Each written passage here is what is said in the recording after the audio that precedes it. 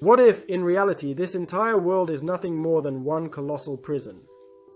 When the 19th century philosopher, Arthur Schopenhauer, observed the amount of pain we experience throughout life, he concluded that we need misfortunes and pleasure, and the reduction of the constant suffering, which is an inherent part of existence, when viewed through the grim prism of Schopenhauer's philosophy, which compares this world to a prison, or more precisely to a penal institution, we begin to see some striking similarities.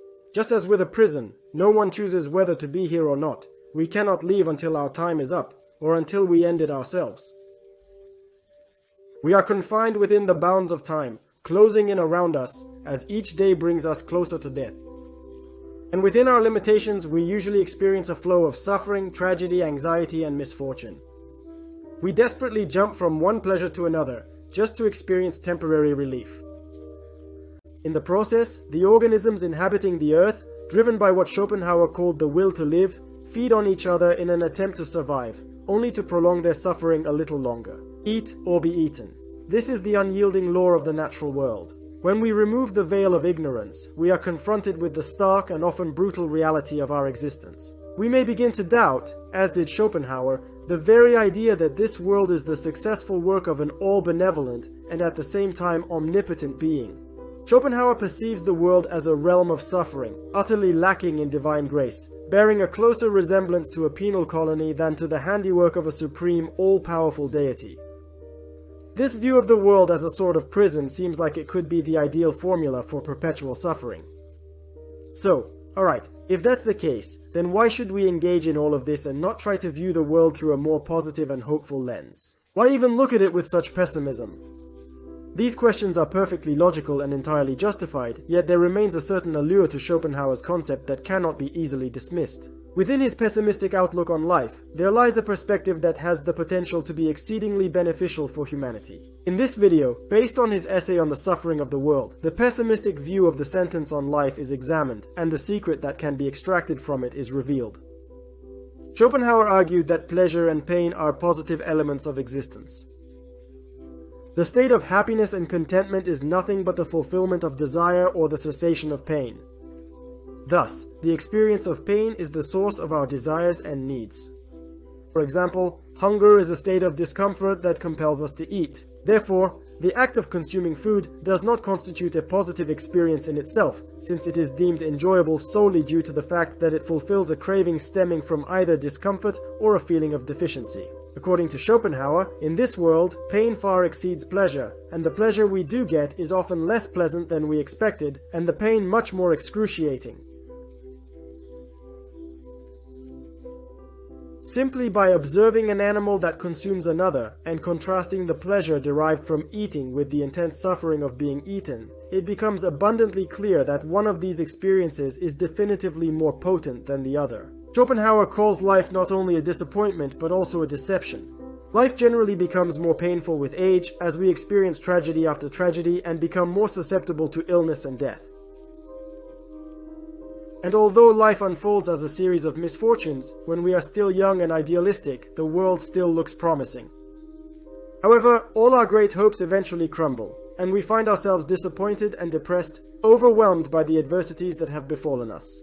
We face self-doubt, betrayal, poverty, physical pain, and perhaps even the loss of reason.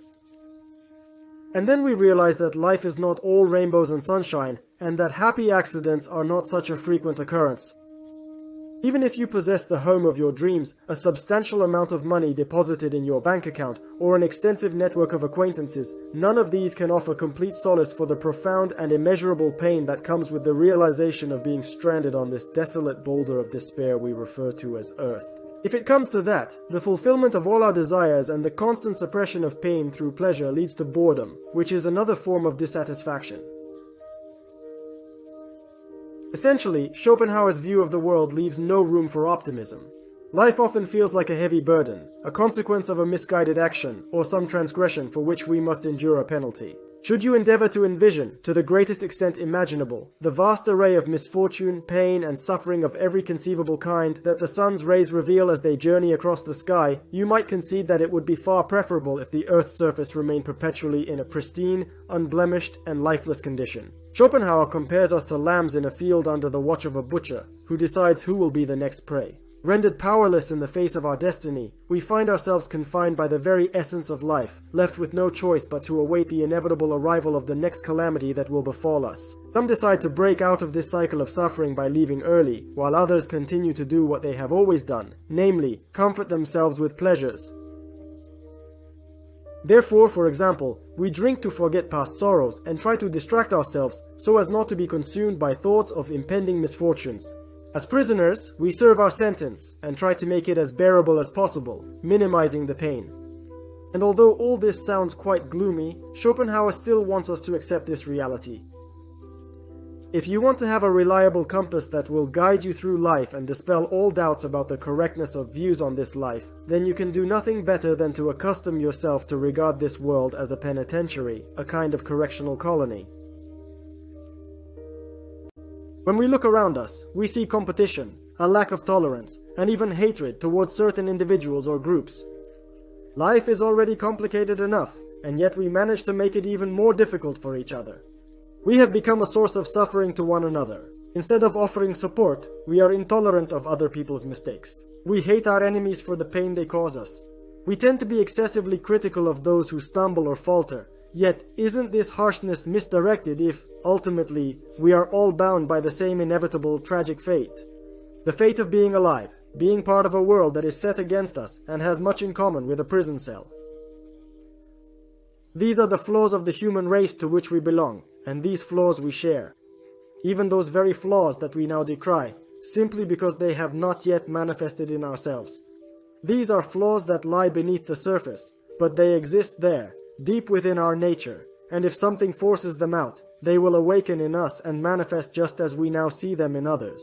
If we embrace this perspective on life and recognize that each of us experiences the same anxieties, insecurities, sorrow, physical discomfort, and unrest, precisely because we are all part of this same, often miserable human condition, then we are able to adjust our expectations in alignment with this understanding. Occurrences that are commonly regarded as negative should not be seen as something out of the ordinary or unforeseen. They are rather the logical consequences of an existence based on misfortune. For example, when people are rude to us, we can imagine how torturous their lives must have been, and understand that their rudeness is to be expected, and that we should not take it so close to heart. They are the same prisoners as we are, awaiting the next beating by the guards, and ultimately, execution. Therefore, if they have failed to overcome the sufferings that accompany life, it is quite understandable that people do not always behave in the best way. Along with acceptance, Schopenhauer notes that his pessimistic worldview creates the possibility for compassion, and therein lies the main point. Compassion embodies the capacity to elicit feelings of sympathy and a deep concern for the hardships or adversities experienced by others. Considering the amount of suffering that life brings, and the fact that no one ever chose to be here, we can confidently say that compassion is the answer to everyone involved in this punishment. Moreover, Schopenhauer believed that we are obliged to have compassion for our loved ones, as it is so necessary for our well-being. From compassion stems our willingness to help each other, our ability to accept another person's flaws, our aspirations to make this collective prison sentence more bearable, because we have decided to change our attitudes towards each other, not as enemies, but as, in Schopenhauer's words, fellow sufferers. Perhaps this sounds strange, but it corresponds to the facts. It casts others in the most favorable light, and it serves as a reminder of what is ultimately the most essential aspect of life: tolerance, patience, respect, and love for our neighbor, which everyone needs and which therefore every person should give to their loved ones. But that's all from me. Thank you for watching. I hope you found it interesting.